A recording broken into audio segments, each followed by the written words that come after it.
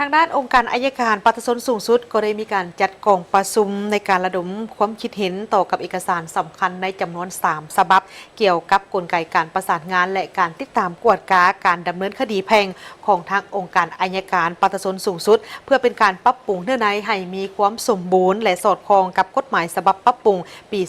2024พร้อมทั้งสามารถนำไปจัดตั้งปฏิบัติให้ถูกต้องและเป็นเอกภาพกันในขอบเขตทั่วประเทศ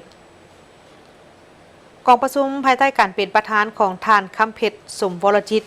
องหัวหน้าองค์การอัยการปฏิสนสูงสุดสำหรับเอกสาร3ฉบับที่นำมาปรึกษาหารือประกอบด้วยห่างกฎหมายว่าด้วยวิทยาศาสตร์ห่างกฎหมายค้นคว้าวิทยาศาสตร์หัวข้อการติดตามกวดกาการดำเนินคดีแพ่งขององค์การอัยการปฏิสนสูงสุดห่างคำแนะนำของหัวหน้าองค์การอัยการปฏิสนสูงสุดว่าด้วยการจัดตั้งปฏิบัติมาตรา54 55และ56ของกฎหมายว่าด้วยองค์การอัยการปฏิสนฉบับปรับปรุงปี2024และห่างคำแนะนำห่วมระหว่างองค์การอัยการปฏิสนกับศาลปฏิสนเพื่อเปลี่ยนแทนคำแนะนำห่วมฉบับเลขที่001/ออปสจุดสปสสลงวันที่12มังกร2017กองประชุมในครั้งนี้ผู้เข้าร่วมแม่นได้พร้อมกันสุ่มใส่ในการประกอบคำคิดเห็นต่อกับพื้นฐานทางทฤษฎีพื้นฐานกฎหมายและสภาพการปฏิบัติการกำหนดความหมายหลักจำเป็นเงื่อนไข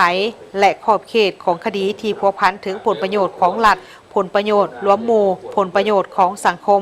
สิทธิและผลประโยชน์อันชอบธรรมของเด็กและบุคคลที่บ่มีความสามารถทางด้านการประพฤติพร้อมเดียวกันด้านกองประชุมก็ยังได้ปรึกษาหารือเกี่ยวกับฐานะของคดีสิทธิและหน้าที่ผู้การเข้าร่วมขององค์การอัยการปฏิสนการส่งหับสำนวนการค้นคว้าสำนวนการก้าเกี่ยมคำแถลงการห้องฟ้องการคัดค้านและการติดตามผลคดีรวมถึงกลไกการประสานงานระหว่างองค์การอัยการปฏิสนกับศาลปฏิสนให้จะแจ้งสอดคล้องบ่ซ้ำซ้อนและบ่กระทบต่อความเป็นเอกราชในการพิจารณาคดีของศาล